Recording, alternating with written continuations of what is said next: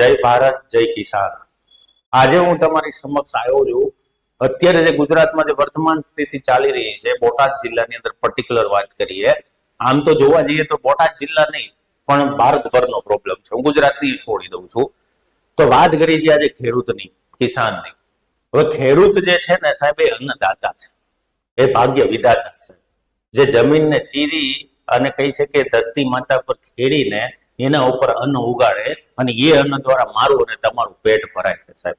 તો કિસાન એ કહી શકીએ કે ભાઈ આપણે ડોક્ટરને ભગવાનનું બીજું રૂપ આપીએ છીએ, પણ એ ડોક્ટરની સમકક્ષ જો કોઈ વ્યક્તિ હોય ને તો એ ભગવાનનું જ રૂપ છે સાહેબ. એને કહી શકીએ કે ખેડૂત છે. અને ભારતની દયનીય સ્થિતિ રહી છે, ચાહે પોલિટિકલી લઈ લો, રાજકીય લઈ લો કે સાહેબ બીજી અર્થમાં લઈ લો, પણ ખેડૂતની સ્થિતિ ખરાબ થઈ છે. તો હવે આજે ખેડૂતોનો જે મુદ્દો ચાલે છે, જે પર્ટિક્યુલર બોટાદ જિલ્લાની વાત કરીએ છીએ, તો સાહેબ જે કાલના જે મને સમાચાર મેં જોયા, જે વસ્તુ જાણવા મળી, તો સાહેબ જે પહેલા તો હું તમને કહી દઉં, જે ઘણા વિદ્યાર્થી મિત્રો કે ઘણા આપણા કહેવાય કે ભાઈ ગુજરાત વાસીઓ, મારા ભાઈઓ બહેનો કે જેને ખબર ના હોય કે ભાઈ શું મુદ્દો છે, કેમ કે સાહેબ આમાં ખેડૂતે આપણે છીએ સાહેબ, ખેડૂત વગર આપણું વર્ચસ્વ નથી. આપણું પેટ જો ભરાય છે ને સાહેબ તો ખેડૂત થી ભરાય છે. એટલે ખેડૂત છે તો આપણે છીએ, બાકી આપણે નથી. તો આ જે મુદ્દો ડિસ્કસ કરવા જઈ રહ્યો છું, એ ખેડૂતને પણ કહી રહ્યો છું અને સરકારને પણ વિનંતી કરી રહ્યો છું. બેને કહેવાનો મુદ્દો છે, કેમ કે ખેડૂત એ સમાજનો કહી શકીએ ચોથો સ્તંભ છે. ખેડૂત વગર સમાજ શક્ય નથી. તો એ ભગવાનનું સ્વરૂપ લઈ લો કે ભાગ્ય વિધાતા લઈ લો સાહેબ. મેં સ્લોગન એ રાખ્યું છે, મેરા ભારત મહાન હે, मेरा भारत महान है क्योंकि मेरे देश की पहचान किसान है साहब. મારું ભારતની અર્થવ્યવસ્થાથી લઈને દરેક વસ્તુ ખેડૂત છે સાહેબ.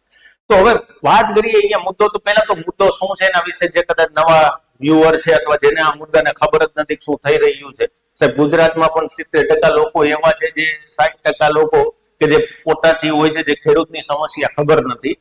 તો પહેલા તો એના વિશે વાત કરી દઉં કે બોટાદ એપીએમસી જે માર્કેટ યાર્ડ હોય, એકચ્યુઅલમાં જે સહકારી મંડળીઓ કે એપીએમસી કે જે એના માટે પ્રોડ્યુસ કર્યું છે, તો ખેડૂતને વ્યવસ્થિત ભાવ મળે અને ખેડૂતને કોઈ ચીટિંગ ના થાય, ખેડૂતને કોઈ કહેવાય દુર્વ્યવસ્થા ના થાય, એના માટે એક કાયદા રૂપે એપીએમસી કે સહકારી મંડળીઓ વ્યવસ્થાપન કરેલું ભારત સરકાર દ્વારા.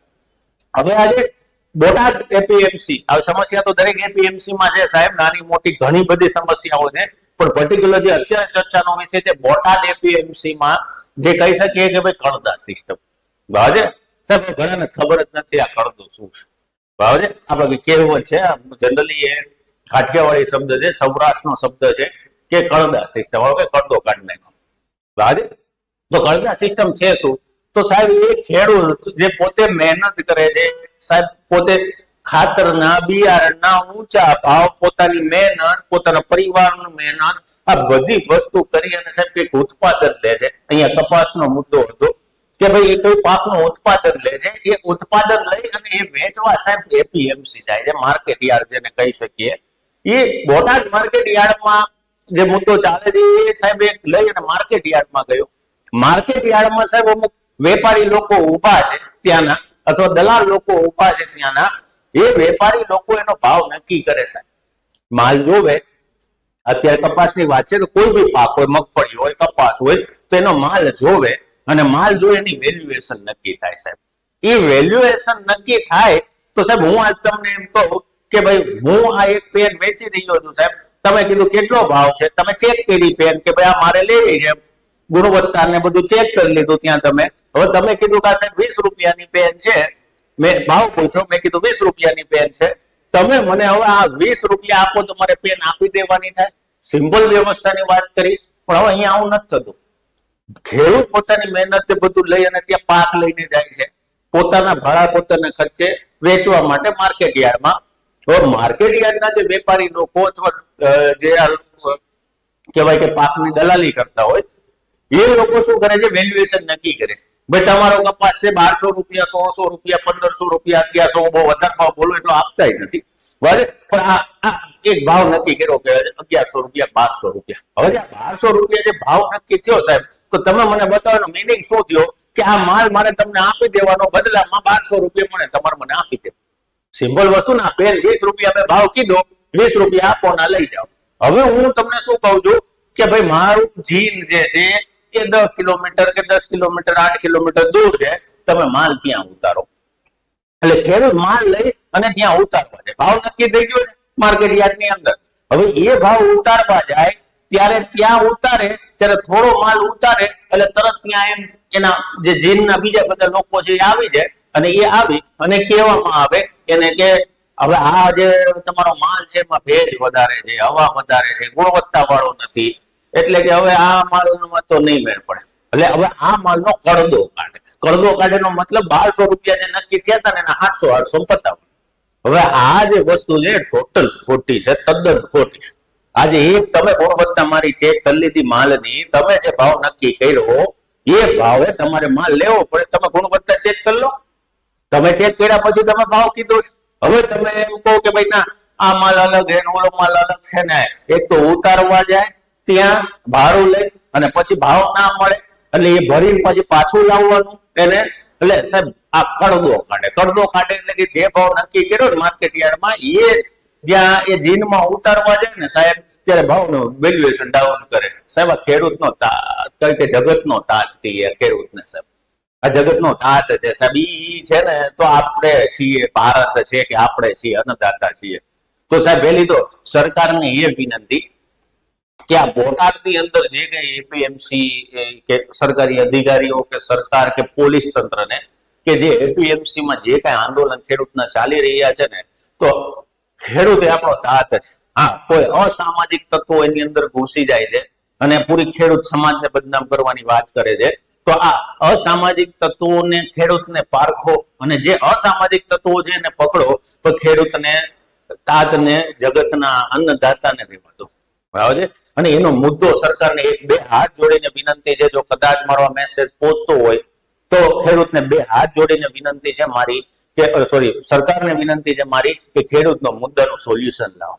સાહેબ આપણા સીએમઓ, આપણા કૃષિ મંત્રી, બરાબર છે, બંનેને મારી વિનંતી છે કે ખેડૂતનો મુદ્દો 100% વ્યાજબી છે. સાહેબ આ અન્નદાતા પરેશાન થઈ રહ્યો છે અને અમુક કહેવાય કે ભાઈ જે આ વેપારી લોકો અથવા અમુક જે કહી શકીએ આ વેપારી લોકોને કહેવાય કે ભાઈ જે વધુ ખાવા વાળા, બરાબર, ભ્રષ્ટાચાર તો નહીં કહી શકીએ પણ એ ખેડૂત પાસેથી છીનવવા વાળા જે લોકો છે એ લોકોને સાહેબ બંધ કરો ને કઈ વ્યવસ્થા. સાહેબ મોદી સાહેબનું સપનું ઈ મંડી છે. સાહેબ આવા ખેડૂત ઈ મંડીમાં કેવી રીતે કામ કરે જ્યારે માર્કેટ યાર્ડમાં સાહેબ જતા રહ્યા. તો મહેરબાની કરીને સાહેબ એક ખેડૂતો માટે કઈ નિર્ણય લો. બીજું, ખેડૂતને મારે એટલું કહેવાનું છે કે મારા કહી શકીએ ભાઈ જગતના દાત અન્નદાતા તમે, આપણે ખેડૂત છીએ સાહેબ. આપણને કુહાડી ઉપાડતા આવડે છે સાહેબ, આપણને પાવડો ઉપાડતા આવડે છે, આપણે જમીન ખેડીને અન્ન પેદા કરીએ છીએ તો તાકાત તો ધરાવીએ છીએ, પણ આ તાકાતને સાહેબ હિંસક સ્વરૂપે લેવાની નથી. બધા જ ખેડૂત મિત્રોને વિનંતી કે આપણે કાયદાકીય રીતે લડત લડીશું. આંદોલન થાય સાહેબ. જો સરકાર ઘણી વખત એમ કહે છે કે ભાઈ મેં પોલીસના પણ ઘણા બધા વિડીયોઝ જે સમાચારમાં ન્યૂઝ ચેનલમાં આયા એમાં જોયા કે ભાઈ તમે અહીં ના બેસી શકો. આ સાહેબ 19B ની કલમ ભારતીયની આર્ટિકલની મુજબ શસ્ત્રો વગર શાંતિથી ભેગા થવાની સ્વતંત્રતા છે સાહેબ, અને આ બંધારણનો મૂળભૂત અધિકાર મને આપેલો છે. બટ હા, જાહેર જનતાને, ખેડૂત મિત્રોને એટલું કહેવાનું કે જાહેર જનતાને નુકસાન ના થાય, બરાબર છે, જાહેર રાહદીરો નુકસાન ના થાય, કાયદો વ્યવસ્થા ના ખોરવાય, એનું ધ્યાન રાખીને આપણે શાંતિથી સાઈડમાં બેસીએ ને સાહેબ તો કોઈ આપણને રોકી શકતું નથી. બરાબર છે. અને ગાંધી વેગે આપણે આંદોલન કરવાનું છે. ગાંધી બાપુના વિચારોને લઈને આંદોલન કરશો મિત્રો, 100% સફળતા મળશે ને મળશે. અમુક અસામાજિક તત્વો આંદોલન તોડવા માટે થઈ આંદોલનની અંદર ઘૂસી અને આવું ગેરવર્તણૂક કરતા હોય છે. અને મારા બંને પોલીસ મિત્રો અથવા અધિકારીઓ, સરકાર અને ખેડૂત, આ ત્રણેયને મારી વિનંતી છે કે કાયદો વ્યવસ્થા જાળવી અને કામ કરો. પોલીસ મિત્રોને કે થોડું શાંત દિમાગ રાખીને કામ કરો. ખેડૂત મિત્રોને આપણે હિંસા ઉપાડવાની નથી. મુદ્દો આપણો છે, સરકાર આપણું સાંભળશે, સરકાર આપણને એનો રસ્તો પણ આપશે. બરાબર છે. હા, જ્યાં સુધી નથી આવતો ત્યાં સુધી આંદોલન કરો અને મહેરબાની કરીને રાજકીય ના બનાવો. આ ખેડૂત જે છે એ મુદ્દોને રાજકીય ના બનાવો. જો આ રાજકીય મુદ્દો બની જશે ને સાહેબ તો આમાં બધા ફાયદા બીજા લઈ જશે ને હેરાન ખેડૂત થશે, જગતનો દાત થશે. તો મહેરબાની કરીને છે ને સાહેબ આને એક કહી શકું કે રાજકીય રંગ ના આપશો. હા, તમારો હક છે, તમારી સાથે ખોટું થઈ રહ્યું છે એનું સોલ્યુશન આવવું જોઈએ, બહુ જલ્દીથી આવવું જોઈએ. સરકારને પણ વિનંતી કે આ મુદ્દે જોવે, અને ખેડૂતને પણ કહું છું ઉશ્કેરાટમાં ના આવો, કાયદો વ્યવસ્થા હાથમાં ના લો.